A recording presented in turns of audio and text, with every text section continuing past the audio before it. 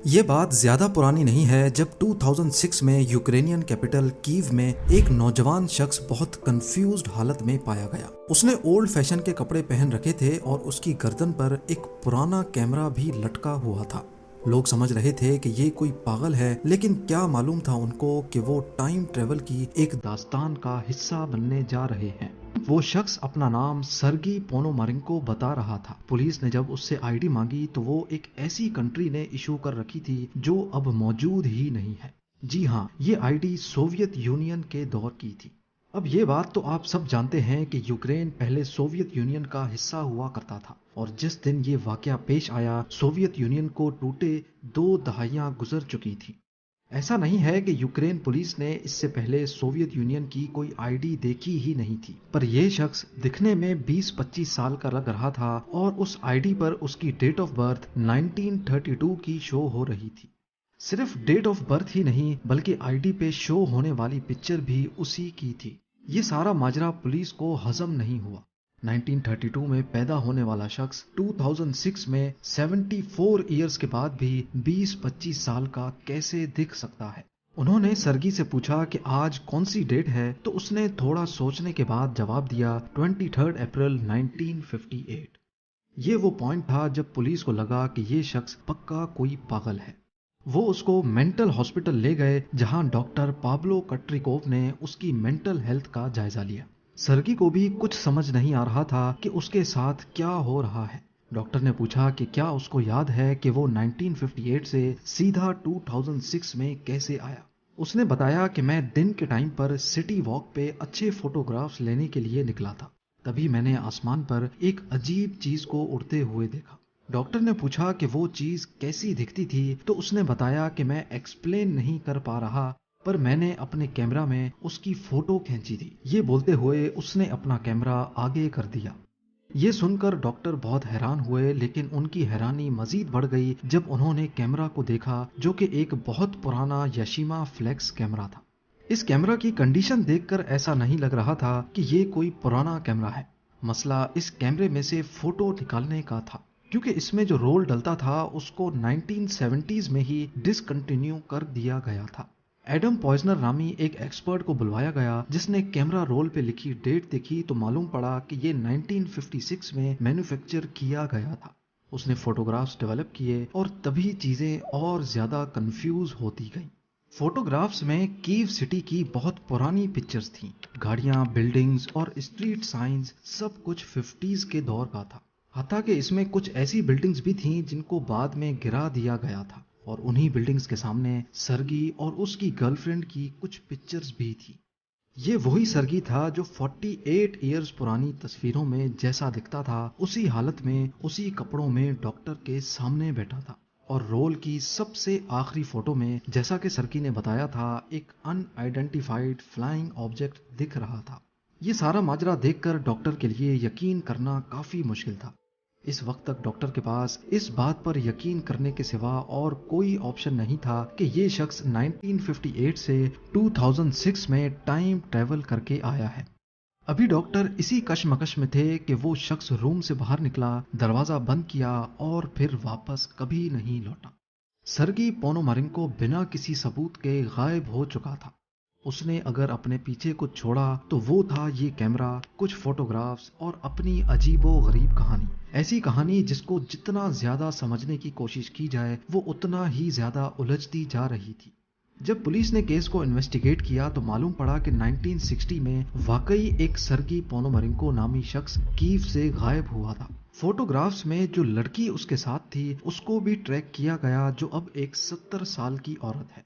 उसने पुलिस को बताया कि 1958 में सर्गी वाकई में गायब हुआ था, लेकिन कुछ ही दिनों में वापस भी आ गया। ये उतने टाइम के लिए ही गायब हुआ था जितने टाइम के लिए ये 2006 में नमूदार हुआ।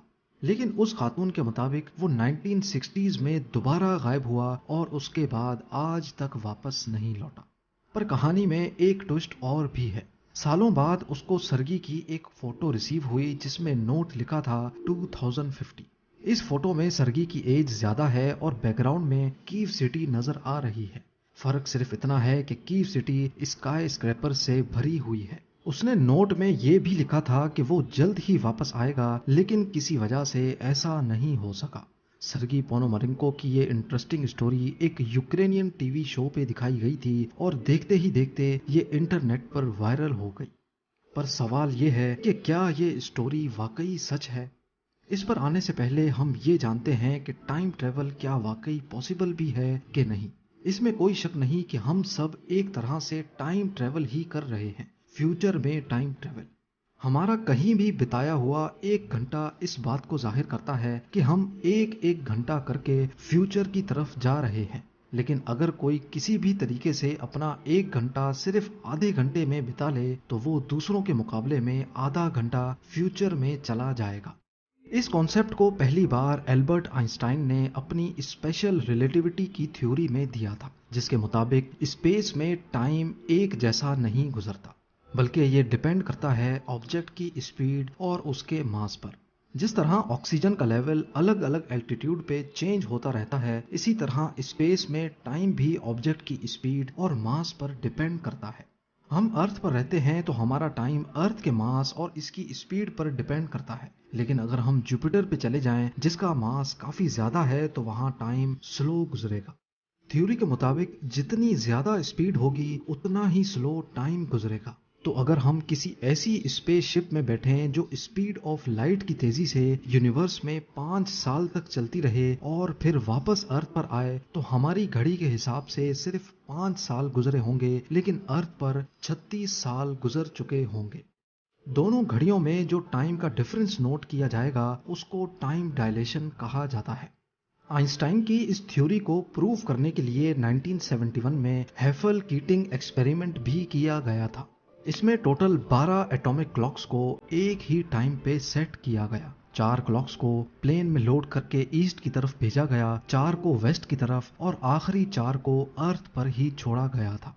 जब दोनों जहाज पूरे अर्थ का गोल चक्कर लगाकर वापस आए तो उनकी क्लॉक्स में काफी डिफरेंस देखा गया। जो जहाज ईस्ट की तरफ गए थे उनकी क्लॉक्स जमीन पे मौजूद क्लॉक्स के मुकाबले में 59 नैनो सेकेंड्स स्लो हो चुकी थी, यानी उनके लिए टाइम स्लो गुजरा था, आहिस्ता गुजरा था। और जो जहाज वेस्ट की तरफ गया था उसकी क्लॉक्स 273 नैनो सेकेंड्स आगे हो गई थी। ईस्ट और वेस्ट का डिफरेंस इस वजह से आया क्योंकि हमारा अर्थ एंटी क्लॉकवाइज डायरेक्शन में रोटेट कर रहा है। फ्यूचर टाइम ट्रेवल का दूसरा तरीका है ग्रेविटी। आइंस्टाइन की जनरल रिलेटिविटी के मुताबिक जितनी ज्यादा ग्रेविटी होगी टाइम उतना ही आहिस्ता गुजरेगा। इस थ्योरी को भी एक एक्सपेरिमेंट की मदद से 2010 में प्रूव किया गया। एक एटॉमिक क्लॉक को शेल्फ पे सबसे नीचे रखा गया और दूसरी को 33 सेंटीमीटर ऊपर वाले शेल्फ पर। जो क्लॉक जमीन से करीब थी उस पर ज्यादा ग्रेविटी थी, इसी वजह से वो ऊपर वाली क्लॉक के हिसाब से स्लो चल रही थी। ये डिफरेंस बहुत ही कम था क्योंकि 33 सेंटीमीटर इतना ज्यादा फासला नहीं है।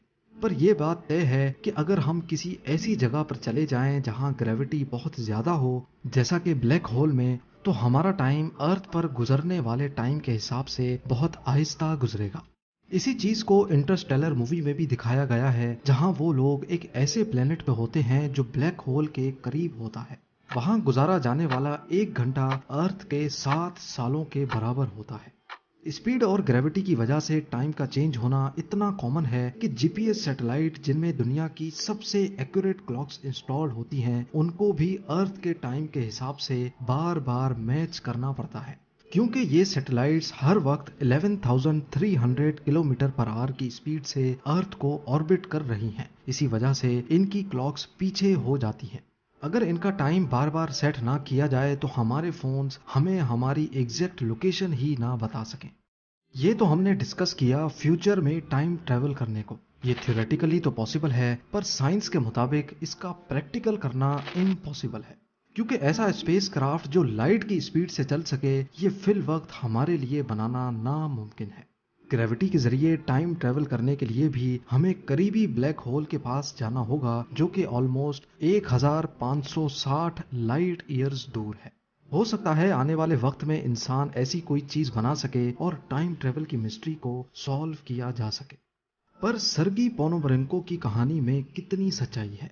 असल में ये स्टोरी 2012 में एक यूक्रेन के टीवी शो में ब्रॉडकास्ट की गई थी, जिसका नाम था एलियंस। इस रियलिटी प्रोग्राम के थर्ड एपिसोड टाइम ट्रेवलर में ये कहानी दिखाई गई थी।